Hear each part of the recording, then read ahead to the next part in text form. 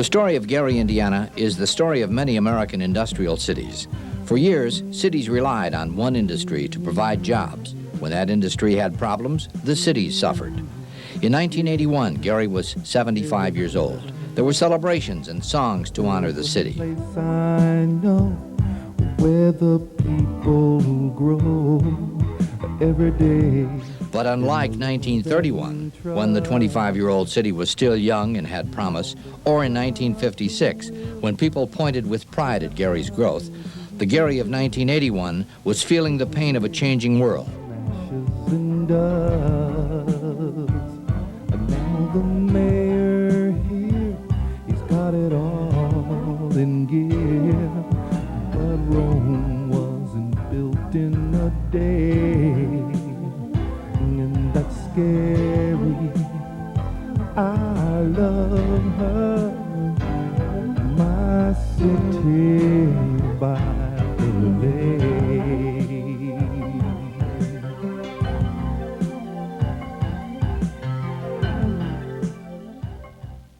As his parents looked on, Richard Hatcher became Gary's new mayor in January 1968. It was not an easy time to lead an industrial city in America's Midwest. The 60s and 70s were not an easy time anywhere in America. The country was changing. It was a stormy period. Students protested in Gary and across America in opposition to the Vietnam War. A leading opponent was New York Senator Robert Kennedy. He came to Gary to campaign for the Democratic presidential nomination in 1968. He won a big victory in Indiana and 67% of Gary's vote. Just a month later, he was shot to death in California. Just 2 months earlier, Martin Luther King was assassinated in Tennessee. City after city was destroyed by riots in black communities after the death of the civil rights leader. Gary had one incident of rock throwing and store looting that summer. That was it. Gary's first African-American mayor was able to cool down the emotions by personally visiting neighborhoods and imposing a curfew. The mayor was praised for keeping Gary basically riot-free in 1968 and for working to eliminate gambling and vice from the city. But overall, there was an increase in crime in 1968. Hatcher's opponents attacked. Former ally Dozier T. Allen said the mayor wasn't tough enough on crime. Former Mayor Chicheris said the streets were no longer safe. And former mayoral candidate Bernard Conradi said Hatcher was driving white people out of town. In 10 years, Gary's white population dropped by 22,000 while the black population continued to rise. By 1970, Gary was a black majority city. Some say whites left because of race. With public housing projects being built and open housing laws being enforced, all white neighborhoods like Glen Park were becoming more black. Some may have left for that reason, but others say that's not it. They say they left because Gary was no longer safe and clean. When Gary and Glen Park became a blighted city and town, why we left and built a home in Maryville. You want me to tell you why? Unsafe. When my kids could not, and my wife could not go to the park, sit down, enjoy a nice sunny day without being molested, not molested, to take the word out, being harassed, okay? So we just packed up, and we left, along with probably 20,000 other people. Just like Ken says, it became unsafe. And I lived in Glen Park. I loved Glen Park, so did my wife. My kids went to the Gary schools. My 2 boys graduated from Lew Wallace. And then when things became unsafe, we just didn't see anything to do but move out, and that's what we did. Houses were being sold at a tremendous loss. We lived in a brick home in Glen Park there and sold it for $23,000. We raised 2 children there, and it was just an economic thing. There were other reasons. The American way of life was changing. In the 50s and 60s, the interstate highway system was built. Now it was just as quick for steelworkers to drive from the suburbs as it was for their fathers to walk to work a generation earlier. The suburbs offered green grass, space, and a fresh new feel. City neighborhoods were old and crowded. The suburbs offered a safe place to raise a family and good schools. The cities were fighting increasing crime and struggling to provide basic services. Suburbs offered convenient shopping. The The cities had old shopping districts which were built without adequate parking space. America was moving to the suburbs. Gary was not alone. It was a nationwide trend. Those that had the economic means to leave the city left. They left for what they considered a better life in the suburbs. Many of those left behind were poor, and their housing was in bad condition. Building better housing became a priority. Old buildings came down, new ones went up. Over the next 20 years, Gary's housing stock underwent a massive change. Over the course of 20 years, we built or renovated, on the average, 4 new units of housing every week, every year for 20 years. Gary built many of those new homes thanks to the federal government. President Lyndon Johnson made aid to the cities one of his priorities. Gary was able to win millions in federal funds. Mayor Hatcher's first test before voters was in 1971. With a black majority city, the battle was now between black candidates. His main challenger was Dr. Alexander Williams, the Lake County coroner. Williams criticized Hatcher on crime. He said no one is safe in Gary, and he called it a city under siege. Williams also criticized the growing use of federal funds to solve Gary's problems, but he couldn't overcome Hatcher's popularity. Hatcher won with almost 60% of the vote. Mayor Hatcher's victory added to his national exposure. Along with such men as Jesse Jackson, he was part of the new generation of African Americans active in politics, government, and social causes. In 1972, his national stature grew when over 3,500 came to Gary for a black national political convention. Locally, Hatcher's political influence was also growing as he backed several winning candidates in local races. Other Gary residents also gained fame in the 60s and 70s. Locally, the Gary Roosevelt basketball team won the state championship in 1968. Nationally, Gary native Hank Stram coached the Kansas City Chiefs in the very first Super Bowl in 1967.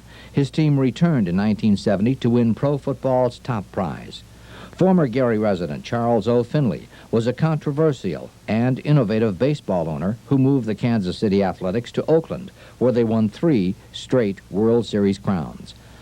But none reached the heights of Frank Borman. In the early days of America's space program, Borman was a pioneer astronaut. On board Gemini 7, he spent 7 days in space. In 1968, he was on the first flight to circle the moon. Borman's family settled in the Tolleson region of Gary early in the century. The future astronaut grew up here but moved away during his school years. After his space flights, he was honored by the city of his birth. Back on Earth, Gary's largest citizen was in pain, and the entire city began suffering. We were starting to have some serious problems in our operations here in Gary. U.S. Steel was having problems in the early 70s. It laid off thousands of workers. Lines formed at the unemployment office. We'd invested rather heavily in the 60s, and we were paying off those kinds of investments, and we weren't getting the kind of results from them and from this plant that any business feels that it ought to get from such a large facility. The plant was losing money, and it was losing it hand over fist. As the steel company looked at its bottom line, it concluded that it needed to find a way to reduce costs. Our costs were probably too high. One of the things that contributed to that, of course, was the property tax bill we were paying in Gary at that time, which was extremely high for the period, somewhere in the neighborhood of $25 to $30 million. And we did a lot of complaining about that property tax bill. The state helped. Governor Otis Bowen developed a plan to relieve the property tax burden for all property owners in the state. It was good news for U.S. Steel. It was bad news for many Indiana cities, which relied heavily on property taxes to finance their operations. It came at a bad time for Gary. Campaigns to encourage people to shop downtown were failing. The mayor suggested a new approach. Let's create a downtown that contains facilities that cannot be found anywhere else in the region, and so that if people want to engage in those activities, they will have to come to downtown Gary. One plan was to build an enclosed shopping center downtown, but that plan was opposed by the business community, including U.S. Steel. Another plan was to build a National Civil Rights Hall of Fame. Again, the business establishment, led by U.S. Steel, opposed the plan. On anything that we attempted to do, there was always this kind of basic opposition, either from the business community or from agencies like at the county level or at the state level. We were generally opposed to anything that would cause our property taxes to increase sharply, particularly after they had been so high in the early 70s and after we had gotten the relief from the Bowen administration. So we were sort of reluctant to be supportive of some of those projects during that period. With no help from local businesses nor from the state, the mayor had to rely more heavily on the federal government. But there was a growing concern over the federal budget deficit. President Jimmy Carter began cutting back on aid to the cities. At that point, the federal programs were what was giving our city life. I mean, it was keeping people working that otherwise would be out in the streets. Many of the things that we were doing, like building new facilities, building new housing, and that kind of thing, we were doing it all with federal monies. In the 70s, whites continued to leave Gary. By 1980, there were 22,000 left, fewer than in 1920. Most ethnic neighborhoods were gone by 1980. Immigrants who came to Gary were now old. Some stayed, but many followed their children and grandchildren to the suburbs. As Gary's population shrunk from 178,000 in 1960 to 152,000, so did city tax revenues. Political opponents hit the mayor hard. In 1975, former ally Dozier Allen campaigned against Hatcher for mayor in the primary. We had some very, very strong views about the direction in which the city and its development, politically speaking, ought to progress, and had differences. Allen said Hatcher made no effort to improve race relations. He blamed the mayor for widespread crime and said Hatcher's style was one of conflict and confrontation. The mayor said Gary was better off than other cities, and when it shows the fruits of these federal programs, every resident will be proud of the community. Nationally, Richard Hatcher was a leading spokesman for the cities. He had support from celebrities like comedian Dick Gregory and boxer Muhammad Ali. He was one of Time magazine's 200 outstanding young American leaders and one of Ebony's 100 outstanding black leaders. On Election Day in 1975, the voters chose him for a third term. In 1979, facing the challenge of Jesse Bell, another former ally, Hatcher became the first Gary mayor elected 4 times. Despite a shrinking tax base, a lack of support from the business community and the state, the Hatcher administration was moving ahead with many of its plans to revitalize the city as the 80s began. Its most visible success was the Genesis Convention Center, but that victory came only after a long fight in the state capitol. We went down and simply asked for permission. We didn't ask for any dollars from the state legislature. We said, just give us permission to build a convention center. And they refused, three years in a row. They refused to give us permission. Once again, U.S. Steel expressed its opposition to the city of Gary building a convention center. But the problem we had as a corporate entity in the city was that we were losing money, and a steel plant or any business that is having trouble turning black numbers at its bottom line is not going to be very generally disposed toward investing a lot of big money to deal with civic problems. Groundbreaking for the Genesis Center was held in December 1977. With no help from other sources, the city relied on money from the federal government to make the project happen. A convention center, transportation center, fitness center, and a hotel were cornerstones of the plan to rebuild downtown. Even before the Genesis Center was built, the mayor had some success in bringing events to Gary. The Miss Black America pageant, for example, was held in the 1970s. But with the new convention center, the city went for one of the largest events, the National Baptist Convention, with 25,000 to 30,000 delegates. The first reaction the city received was not promising, but they came. Some delegates stayed in Chicago, others across the street at Gary's downtown Sheraton Hotel, and some in private homes as Gary residents opened their doors to the visitors. The convention was a success, but the timing was bad for a downtown convention center. Gary was about to experience a nightmare. The one industry in this one industry town was now in big trouble. 30,000 jobs down the tubes in about a 5-year period. The entire American steel industry was in turmoil in the 1980s. The steel industry just ran out of time and money to effectively compete with the forces in the steel market that had developed over the earlier years in the 70s and late 60s. We're talking here to a very large degree about foreign imports, and we're also talking about the development of mini mills in the domestic market. With changing world markets in the 1980s, the steel mill experienced a demise, and as a result of that, we saw the number of employees change from approximately 25 to 30,000 to approximately 6,000 and some people today. And with that demise came the demise of Gary. Between 1979 and about 1984-85, flat out about 30,000 jobs were taken out of the steel mill employment here in northwestern Indiana. I'm not just talking about our operations. I'm talking about Inland, I'm talking about LTV, I'm talking about Bethlehem, talking about National Steel Midwest and Portage.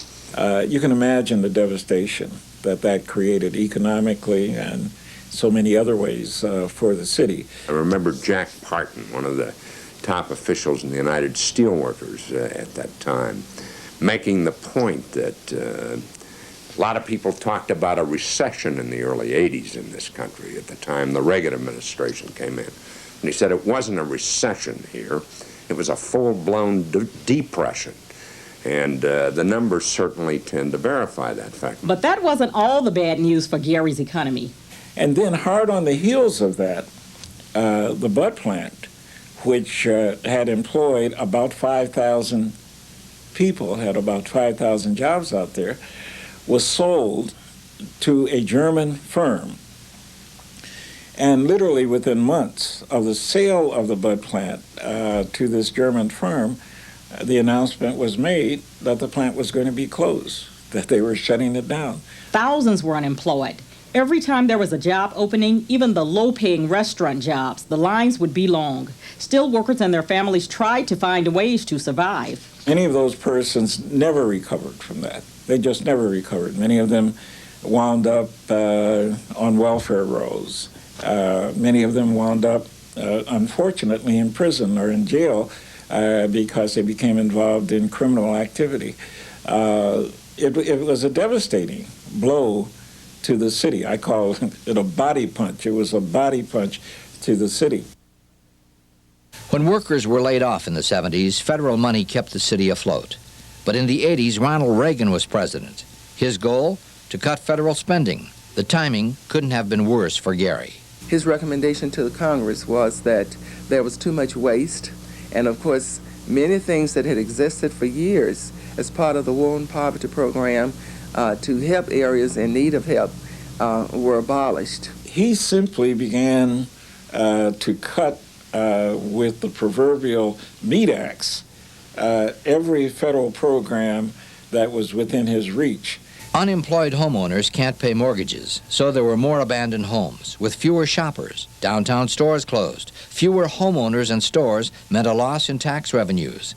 Suddenly, the city had trouble providing basic services, like trash pickup or filling potholes. It was difficult to keep city vehicles maintained and to afford an adequate police force. Our police department became depleted because through attrition, as people would retire from the department, we wouldn't have enough money to bring someone else on to replace that person. The crime problem got worse. With fewer police, the presence of gangs and drugs increased. So did violent crime. A deep poverty was developing in parts of Gary. The city was in an economic depression. In 1983, Mayor Hatcher ran for a fifth term. His opponent was City Councilman Thomas Crump. The debate over who would be elected raged on in the letters to the editor of the Post-Tribune. How much more punishment can Gary take?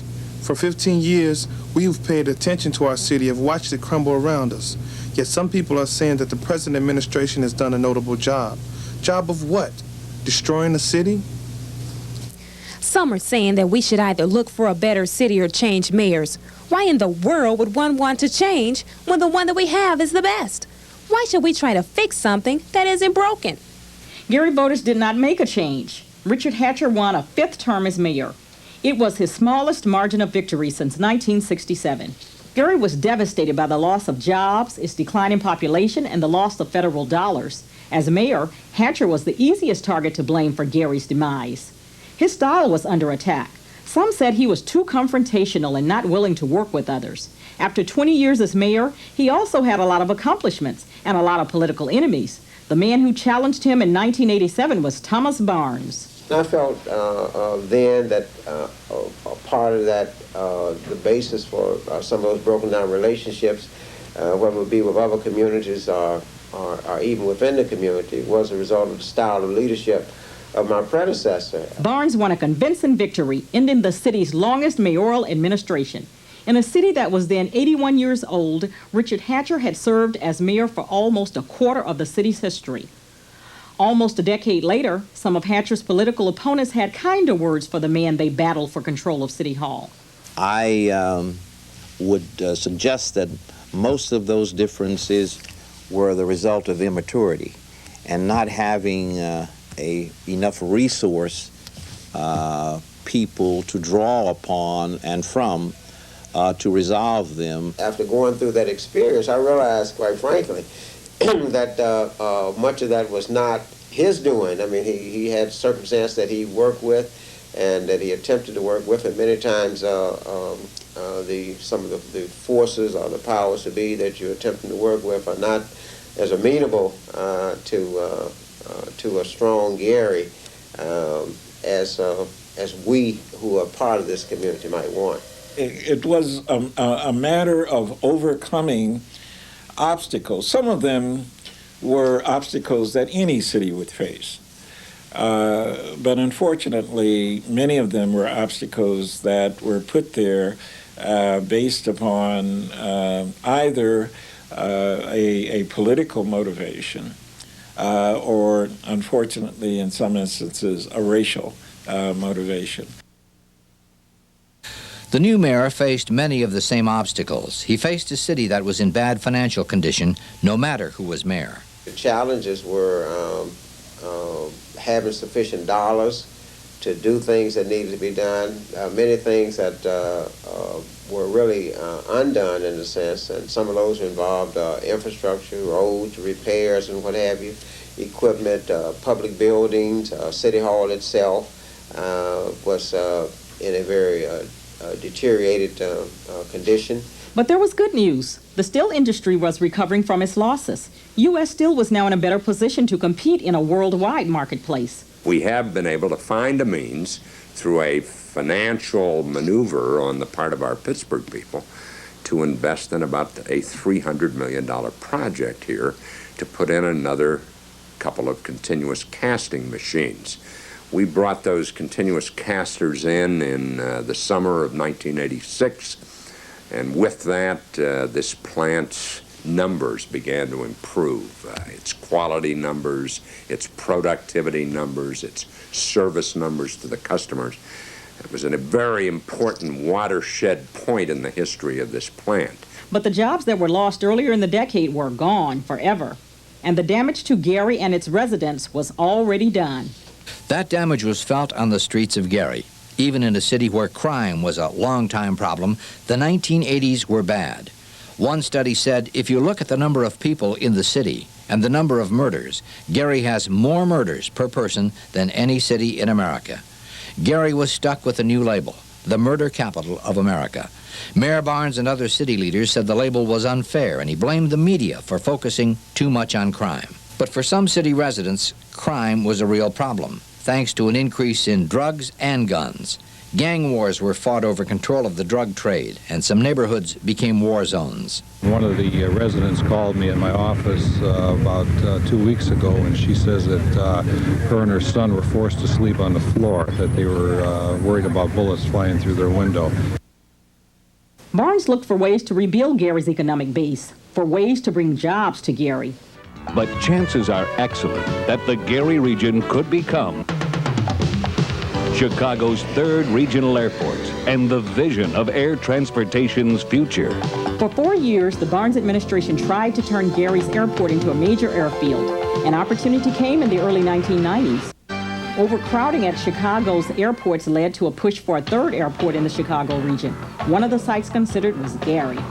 Northwest Indiana is ready to be the home of Chicago's third airport. The new airport would bring over 100,000 jobs by the 21st century, but Gary faced stiff opposition from other sites. Chicago's Mayor Daley wanted the airport on his city's far south side near Lake Calumet. But residents there put up a strong battle. Illinois' legislature also opposed that site, and Governor Jim Edgar wanted the airport to be built in Peatone, a town twice as far from downtown Chicago as Gary. Despite losing the battle over the third airport, Gary didn't go away empty-handed. Chicago's mayor continued to feud with Illinois' governor over the location. He saw a chance to use Gary as a bargaining chip in negotiations. A Chicago-Gary Regional Airport Authority was born. In terms of credibility, in terms of notoriety and positive notoriety of our airport, nothing was more important than, I think, April the 13th of 1995 when we entered into a compact with Chicago. The potential there is tremendous. The agreement brought a check for $1.2 million to Gary, money that was used to improve the airport, as well as checks for $1 million a year for 4 years. Mayor Barnes also faced difficult odds in getting another big project for Gary, casino gambling. But on this one, he hit the jackpot. No one thought it would happen. But lo and behold, it did happen. It took a lot of years of constant work, all kinds of endeavors in order to make it happen, fighting off the naysayers. We made history here today. We're the first legalized gaming on Lake Michigan. That's historic. And for us to be the first to do that, and for me to stand here and see all of these people flowing in, I'm absolutely thrilled to death. We have come from New York, spent tens of millions of dollars in this area, and a lot of people said, why are you doing this? Now they see the crowds, they see the tremendous success, and they understand it from an economic standpoint. Despite the successes, Gary couldn't shake its problem with crime. With its police department understaffed and crime problems escalating, Barnes requested help from the state late in 1995. Governor Evan Bayh sent 50 state police troopers to Gary to help. We gather here today to send a loud and clear message to the gang leaders and the drug dealers and the petty criminals who haunt the streets of Gary, that we will no longer tolerate you, we will no longer tolerate your activities. How you doing? We're just coming to help you out, that's all. How you doing? All right. The state police left by the end of the year. Their presence did help reduce crime, but Gary was still facing the basic social problems that helped boost crime in the first place: high unemployment and poverty. From its first election in 1909, politics has been a rough game in Gary. 1995 was no exception. Mayor Barnes announced that he was not a candidate for a third term. 3 strong candidates emerged in the Democratic primary. State Senator Earlene Rogers and City Judge Charles Graddick had solid political organizations. Looks official, folks. You're looking at the Democratic nominee. Thank you. But on election night, attorney Scott King was the winner. Gary was again the subject of national attention because a city that was 90% black was electing a white mayor for the first time in 28 years. And I would appreciate your support on November 7th. Okay, I'll definitely vote for you. In recent decades in Gary, winning the Democratic primary is the tough part. But this time, King faced a challenge in the general election not only from a Republican, Diane Ross Boswell, but also from an independent, Marion Williams. Williams had the support of Mayor Barnes, who in the last days of the race created a stir when he said the national trend of African-American mayors being replaced by white mayors is a shameful trend. Barnes insisted his support for Williams in opposition to King was not so much a matter of race as it was qualifications. On election night, Gary residents gave King a convincing victory, and most said it had nothing to do with race. Color had nothing to do with anything, just the man itself. I know he can make things happen around here, and that's the reason why I voted for him. Everybody deserves a chance. To me, it doesn't matter what color you are. He can do good. He can do just as good as a black person can. I voted for him. I think he probably can do a little better. It's just not because he's white now. He is the one to lead the city. And why is that? Not because of his color or anything, but he is the one. We need a change, and the change has come. Thank you, Jesus. Michael Jackson was Gary's most famous native son in the 1990s. He grew up in his home at 2300 Jackson Street.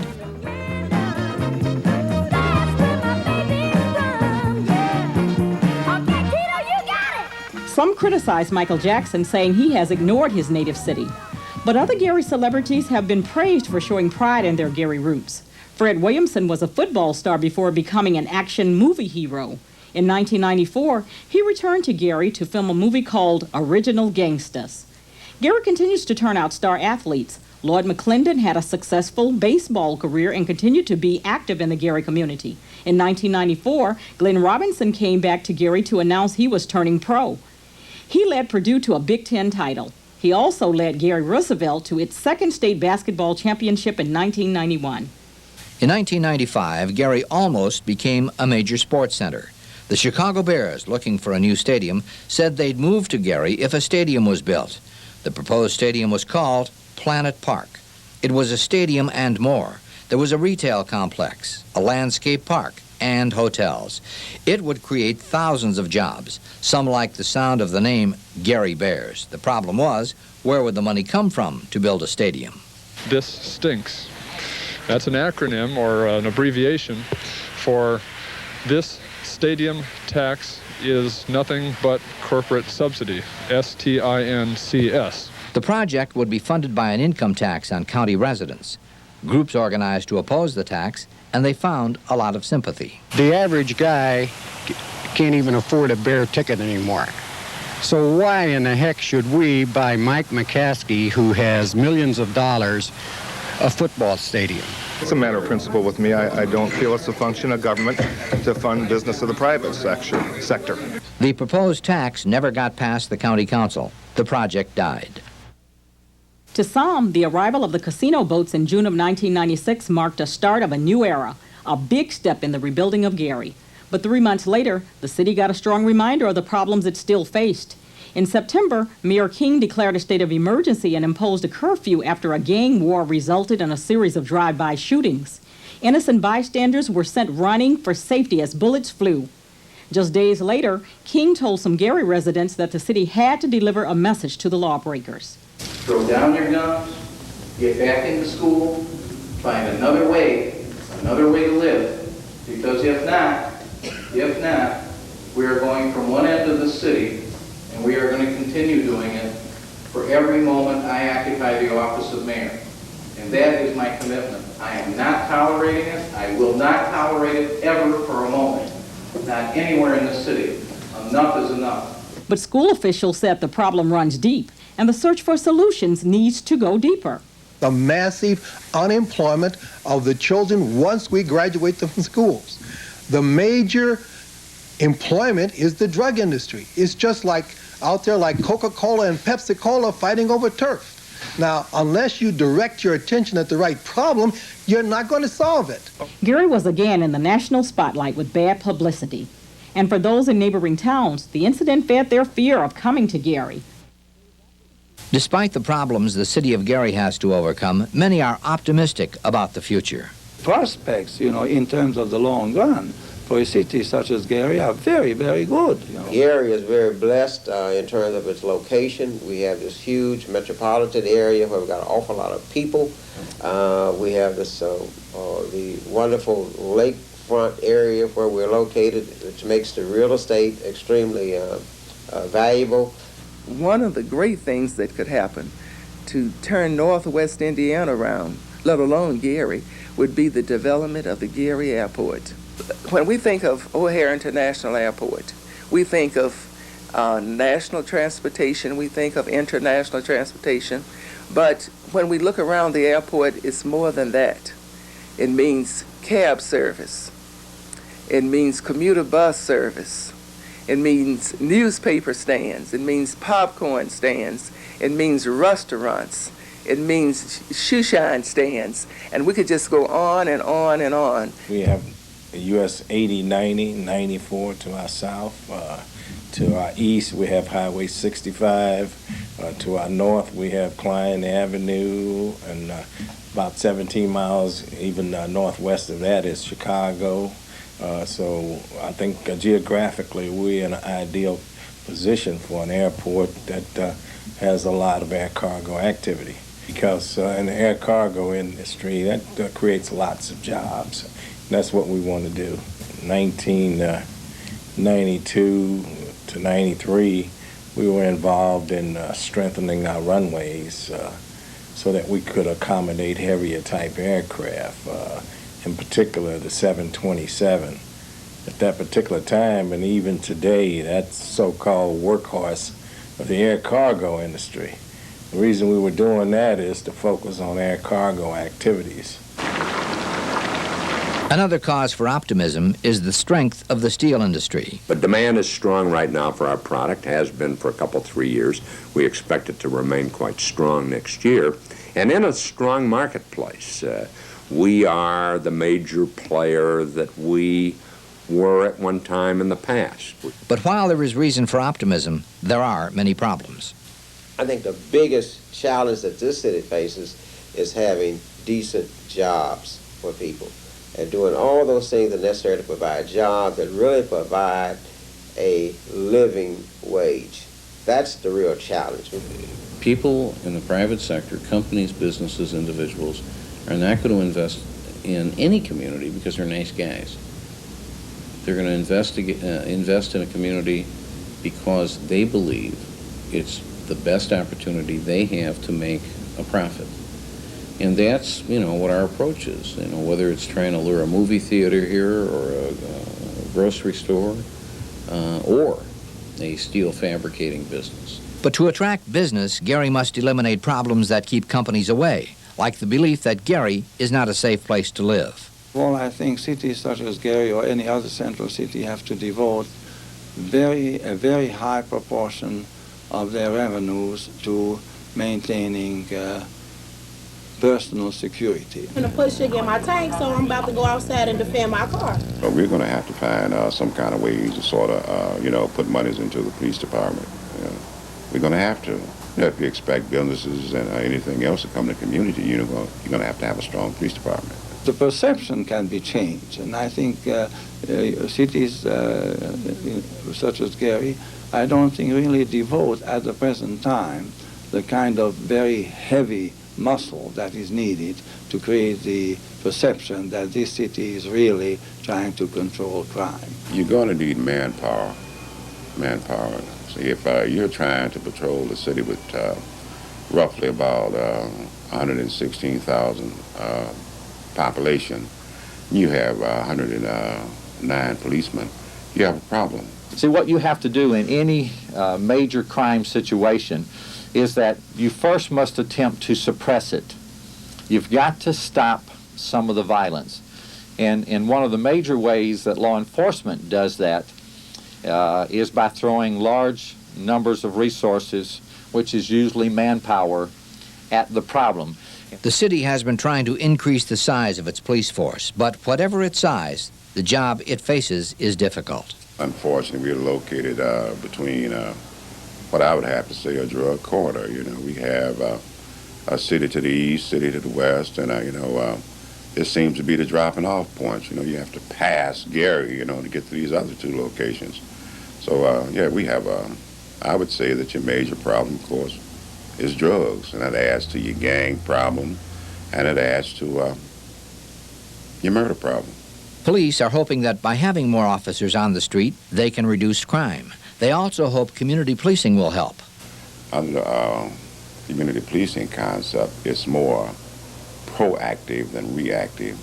For example, there's an abandoned building in a neighborhood, and you can see that this building is going to create a problem, then you try to get that building torn down so it won't be a haven for gangs and drugs and so forth. Although no one disagrees that Gary has a crime problem, many say the image or the perception is worse than the reality. That perception would have you think that it's not safe to walk the streets, that people bar themselves in their houses and don't come out.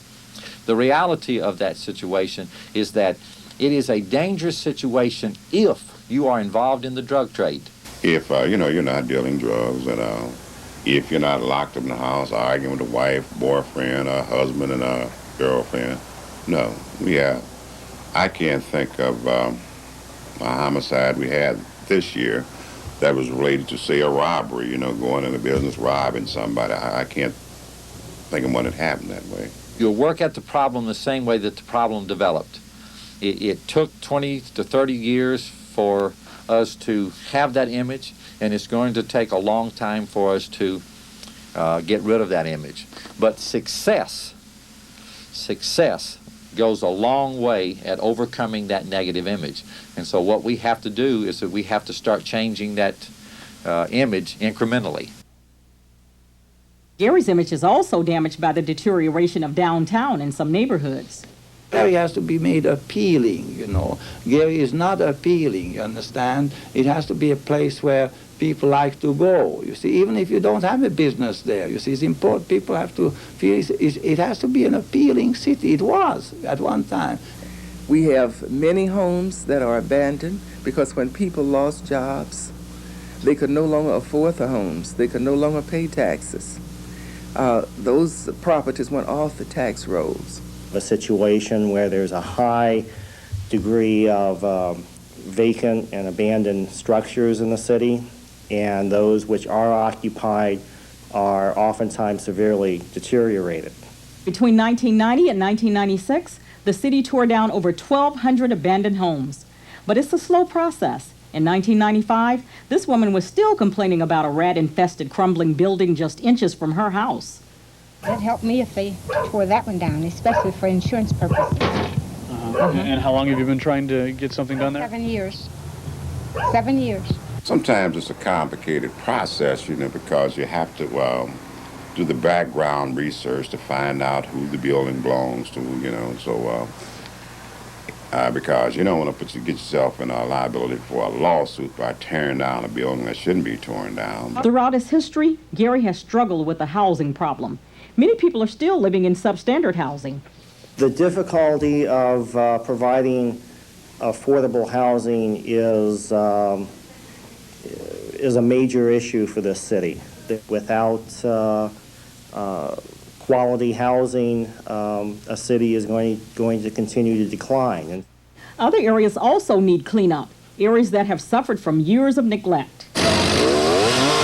Every Wednesday, Park Department employees get out of the office and put on their work clothes to clean up a city park. In 1996, 6 city swimming pools reopened thanks to the work of the department staff. The only way that we were able to open up 6 pools this year was to do exactly what we're doing now. We didn't have the funds or the manpower to get the pools in shape, so what we did, we took our whole staff and we just went from one pool to another until we got them open, and we ended up having 6 pools open this summer. Park employees hope to have the Junedale Little League field reopened. At one time, this field was one of the best. The Little League World Series was played here. In 1971, a Little League team from Gary went to the final game of the World Series, but lost to Taiwan. Due to a lack of money, the fields have been closed for several years. Gary's problems run deep. They're rooted in long-term unemployment and poverty. The regrettable thing is that some of these problems have lasted so long, that the problem of economic dislocation has lasted so long, that many times people get in a whole mode of living and what have you, of dependency that is difficult to break out of. Because most of the government programs, while well-intentioned, have failed, essentially. They have created an atmosphere of dependency which has not been broken, and probably will not be broken for a long time. Some of the problem is caused by societal forces. Other parts of it I would identify with the individuals themselves as to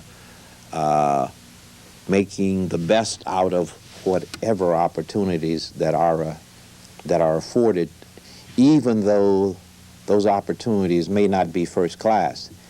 They are better than being dependent upon public aid. I'm not saying governments cannot help, you see. I'm saying governments are important, but relying too much on government, you see, creates the opposite effect. Creates people this very high risk averseness, you see, and the unwillingness to take chances, you see, and the unwillingness to assume that actually we've got to do it on our own. Many say the needy can't make it entirely on their own. There's a need for programs like the Tree of Life Community Development Corporation, which are designed to give people a hand up, not a handout. The Tree of Life Community Development Corporation is an organization that is to empower people in the community, to make them responsible for their actions and to make them totally responsible for the rebuilding and redoing of their community, making it a safe and a livable place for people in the area. Like other community development corporations, Tree of Life uses government and private money to build homes for the low income. But they also have programs to teach skills such as home building. Many of these students that have come out of this program have also entered college and other trade programs, have also left these programs for the type of jobs that will lead to self-sufficiency. Many of them have little or no job skills. They have been on AFDC long term. Some have never worked. Very few of them have skills, marketable skills. So what we do is we make an attempt to place those with minimal skills, those who don't have any skills, and we know that it's simply going to be hard to get them. We encourage them to go back and obtain their GEDs. I don't believe anybody wants to fail.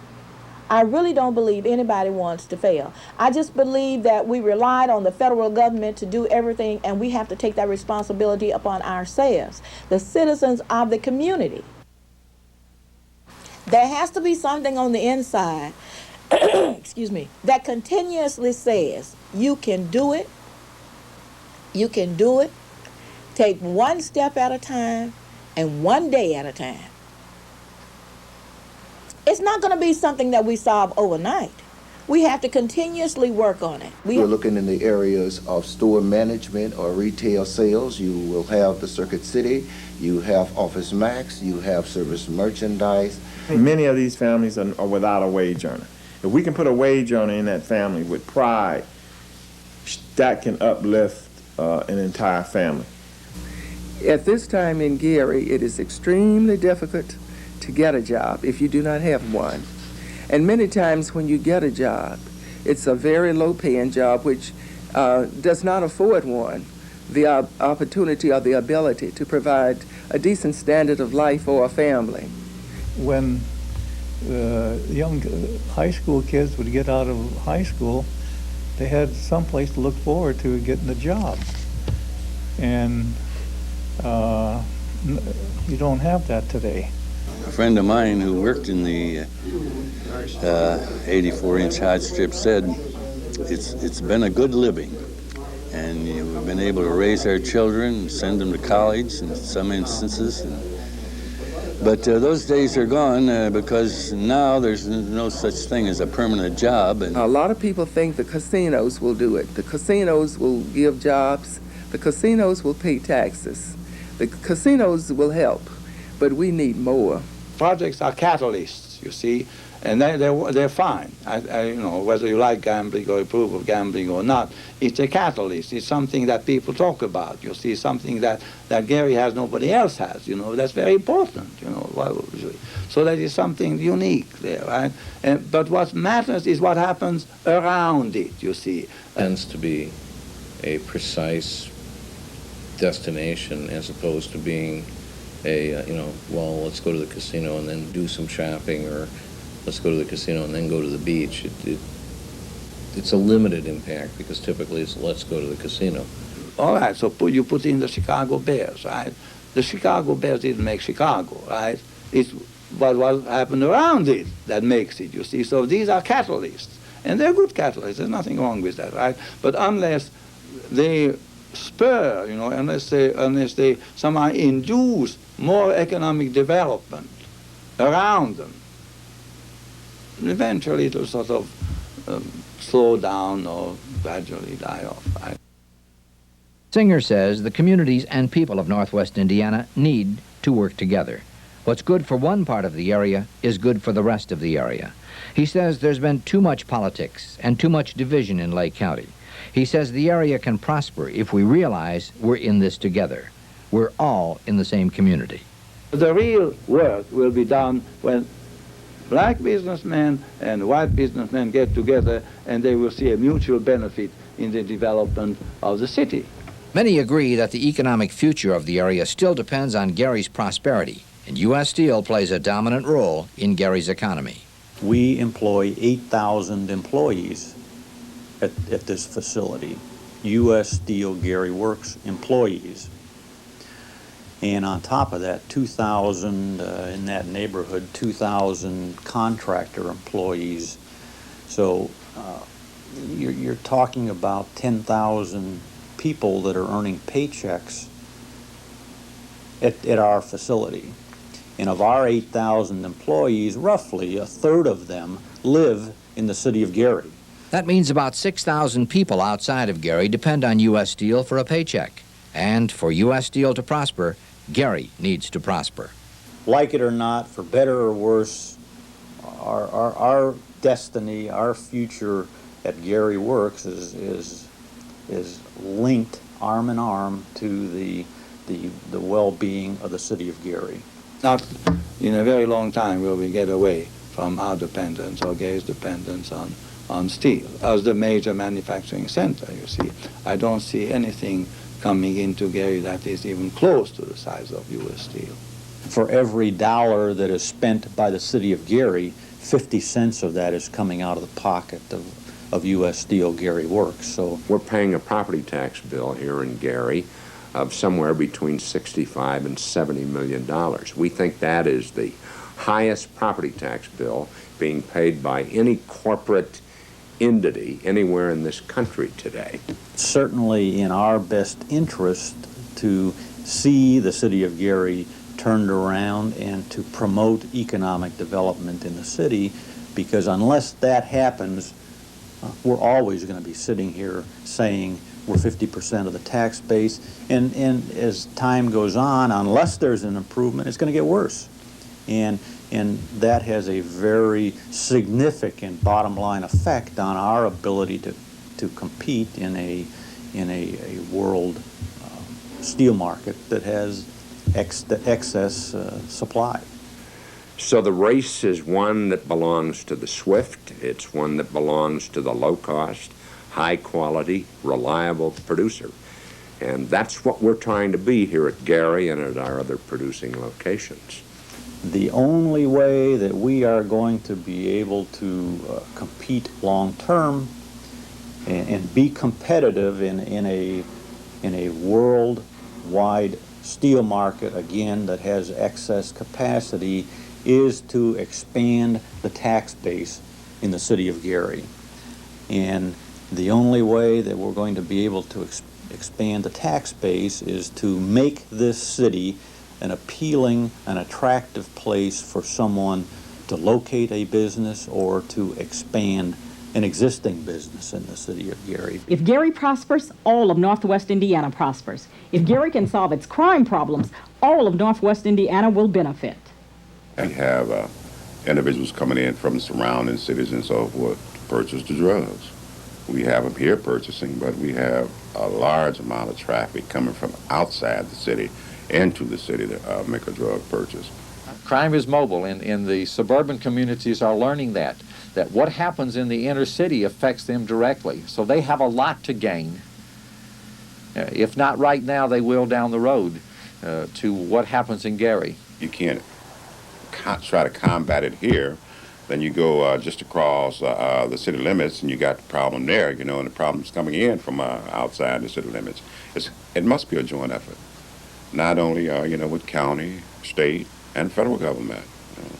because, you know, drugs are coming from someplace. You know, we're not manufacturing drugs in the city of Gary here.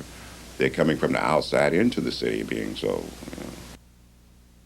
Today's optimism is based on a strong steel industry operating in a strong economy. It's based on Gary's assets, such as its location as a transportation center and the potential of its airport. It's based on new life being pumped into efforts to fight crime and new signs of life in the economy. And it's based on the work of groups and individuals who are making an effort to deal with the root causes of the problems facing Gary. But throughout its history, Gary has been hurt by divisions. Divisions between the mill and the city, between labor and management, between immigrants and American-born residents, between blacks and whites. Many feel divisions still exist today. There are political and economic divisions, divisions between Gary and the rest of Lake County, divisions between Lake County and the state. Some say if those divisions are addressed, Gary and the entire Calumet region of northwest Indiana can prosper. If that happens, the best chapters in the history of Gary and northwest Indiana are still ahead. Now as hard as we try, some continue to lie, and others still have doubts in their minds.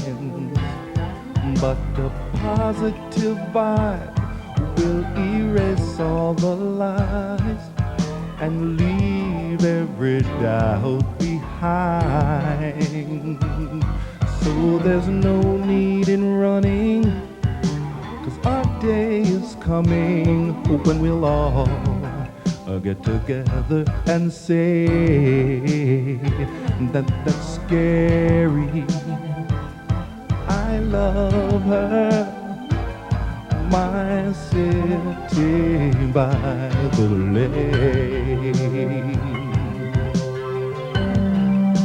my city by the lake.